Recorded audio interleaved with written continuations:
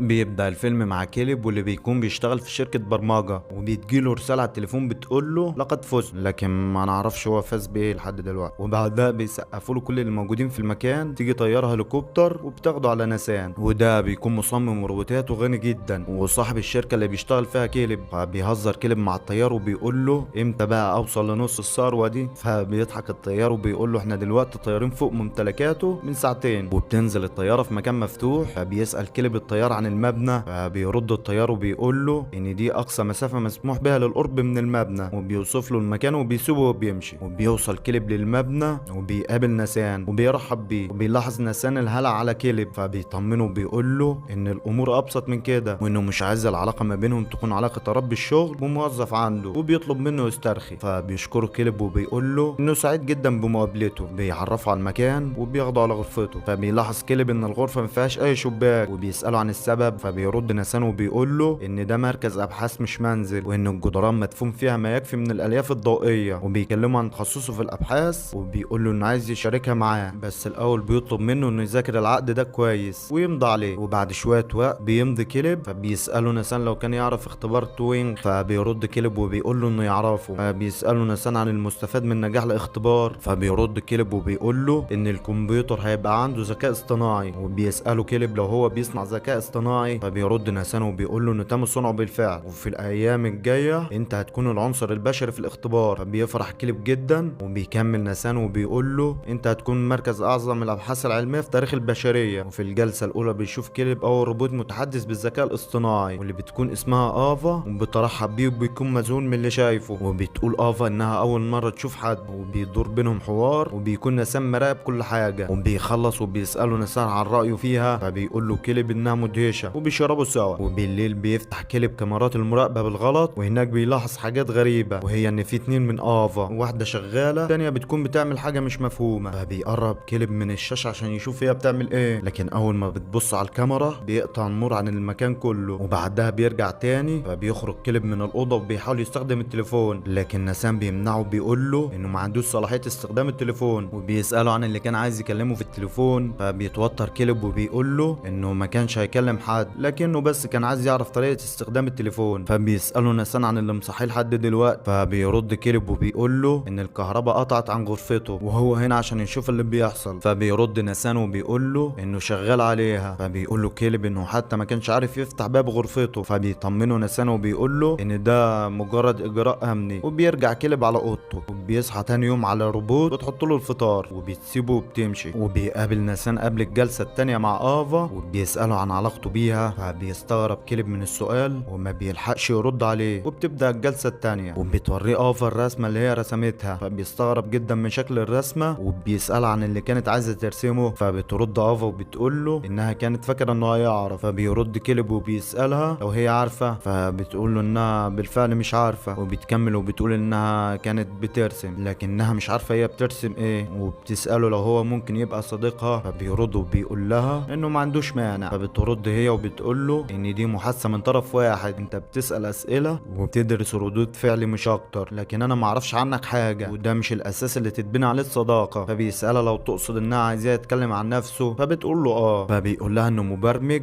وبيشتغل في شركه ناسان. فبتساله لو هم اصدقاء مقربين، فبيقول لها انه لسه عارفه من فتره صغيره، فبالتالي هو لسه ما عرفوش كويس. وفجاه بيقطع النور مره تانية، وبتتعطل الكاميرات، وبتقوم افا من مكانها وملامحها بتتغير، وبتهمس باسمه وبتقول له انت مخطئ. فبيسالها بخصوص ايه، فبتقول له بخصوص ناسان، وانه مش لازم يثق في ناسان ولا في كلامه. وبعدها بيرجع النور مره تانية، وكل حاجه بترجع لطبيعتها، ترجع افا هي كمان لطبيعتها. وبيكون كلب مصدوم من اللي سمعه. وعلى الغدا بيقول ناسان انه مش هيتخيل بيدفع كام عشان نظام توليد الكهرباء ده، لكن برضه الكهرباء بتقطع. وبيسال كلب لو هو يعرف سبب اللي بيحصل، فبيقول له كلب انه مش عارف. فبيقول ناسان ان المفروض نظام التوليد ده يكون متين، لكن الاشخاص اللي عملوه غلطوا غلطه صغيره. فبيقول له كلب انه يقدر يرجع الاشخاص دول مره تانية عشان يصلحوه. فبيرد ناسان وبيقول له ان في معلومات سريه كتير في المكان، عشان كده انا خلصت عليهم. وبيتصدم كلب من اللي سامعه، لكنه ما بيديش اي رد فعل. وبيساله ناسان عن افا، فبيقول له كلب انه كله تمام. فبيساله عن اللي حصل اثناء انقطاع الكهرباء، فبيتوتر كلب شويه وبيقول له انه ما فيش حاجه حصلت. وتاني يوم بيصحى كلب من النوم، وبيلاقي ناسان مستنيه قدام الغرفه، وبيساله لو لو هو عايز يشوف حاجة جميلة النهاردة، فبيقول له اكيد. فبياخده على المكان اللي صنع فيه افا وبيوريه المعدات اللي صنعها بيها، وبيعدي الوقت وبيجي ميعاد الجلسة التالتة لافا، وبيقابلها كلب وبتوريه رسمة تانية بتقول له انها المرة دي رسمت رسمة محددة، وبتسأله لو الرسمة حلوة، فبيقول لها انها حلوة، وبيسألها لو هي ما خرجتش من هنا قبل كده، فبتقول له انها ما خرجتش. فبيسألها عن المكان اللي عايزة تروح لو خرجت من هنا، فبترد على سؤاله بسؤال، وبتسأله لو هم ينفع يخرجوا في موعد مع بعض، فبيرد وبيقول لها انه ينفع. فبتطلب منه يغمض عينيه لانها عامله له مفاجأة، فبتروح وبتلبس هدوم وبتحط باروكة وبترجع وبتسأله عن رأيه في اللبس، فبيقول لها انه حلو جدا، بيبان عليه انه بدأ يعجب بيها وهي كمان اعجبت بيه. وبيخلص وبيقابل نسان وبيسأله نسان لو هو معجب بيها، فبيتهرب كلب من السؤال وبيقول له انه يقدر يعدلها لدرجة انه مش هيبقى في فرق بينها وبين البشر. فبيشك فيه كلب وبيسأله لو هو مبرمجها على انها تحبه، فبيرد نسان وبيقول له انه برمجها انها تحب الجنس الاخر زيك كده بالظبط. فبيرد كلب وبيقول له ان مفيش حد برمجه، فبيقول له نسان انه غلط لان الطبيعة برمجته. بيكمل وبيقول ان الفرق ما بينهم بسيط. وبيعدي الوقت وبيجي ميعاد الجلسة الرابعة لافا، تطلب منه يحكي لها اكتر عن حياته، فبيحكي لها وبتتخيل افا نفسها انها خرجت من المكان، وفجأة بتقطع الكهرباء عن المكان مرة تانية. فبيسألها كلب هي طلبت منه ما يثقش في نسان ليه، فبتقول له لانه بيكذب. فبيرد وبيسألها لو هي اللي بتقطع الكهرباء عن المكان، فبتقول له عشان نعرف هنتصرف ازاي لو كنا من غير مراقبة. وبيعدي الوقت وبيكون كلب بيحلق دقنه، ولما بيخرج بيلاقي نسان يقطع في الرسمة اللي رسمتها افا، فبيتعصب جدا. وبالليل بيشربوا سوا، ولما بيسكر نسان بيسرق كلب الكارت بتاعه وبيدخل لغرفة المراقبة وبيراجع الكاميرات، وبيشوف مشاهد مش لطيفة لنسان مع الروبوتات اللي صنعها، فبيتأكد انه مش طبيعي وبيرجع بسرعة قبل ما يلاحظ اختفاء الكارت، وبيلاقيه بيدور على الكارت فبيمثل انه لقاه وبيديهوله. وفي الجلسة الخامسة لافا بتقول له انها تختبره وبتطلب منه يركز لانه لو كذب هي هتعرف بالذكاء الاصطناعي، فبيوافق وبتسأله لو هو شخص كويس، فبيقول لها نوعا ما. فبتسأله لو هو معجب بيها وممكن يبقى معاها، فبيتوتر شوية وبيحاول يهرب من السؤال. وبيعدي الوقت وبيجي ميعاد الجلسة السادسة، ولما بيوصل بيلاقي افا حزينة وبتسأله هو كان فين كل ده، وبتكمل وبتقول انها فضلت مستنياه امبارح كله لكنه ما جاش، وانها كانت فاكرة انها مش هتشوفه تاني. فبيستغرب كلب وبتقطع افا الكهرباء مرة تانية، فبيقول لها انها كانت صح لما قالت له ما يثقش في نسان، وبيتفق معاها انه هيخرجها بكرة من هنا. وبيكمل وبيقول انه بكرة هيخلي نسان يسكر وياخد منه الكارت مرة تانية، ويغير برمجة نظام الامان على انه اول ما النور يفصل بدل ما الابواب تقفل لا تفتح. فبتسأله عن المطلوب منها، فبيقول لها انه عايزة تقطع النور بكرة الساعة 10 بالظبط. وتاني يوم بيقابل نسان وبيسأله نسان لو هو عارف النهاردة ايه، فبيقول له كلب انه ما يعرفش. فبيرد نسان وبيقول له ان النهاردة اخر يوم ليه، وبكرة الساعة 8 الصبح هتيجي الطيارة عشان تاخده من هنا. وبيحاول كلب يخليه يشرب لكنه بيرفض وبيقول له انه قرر انه يبطل شرب من النهاردة. فبيتصدم كلب وبيحاول مرة تانية لكنه بيرفض تاني، وبيسأله لو كانت افا نجحت ولا لا، فبيقول له انها بالفعل نجحت. بيسأله لو افا معجبة بيه، فبيرد كلب وبيقول له انه حاسس انها معجبة بيه.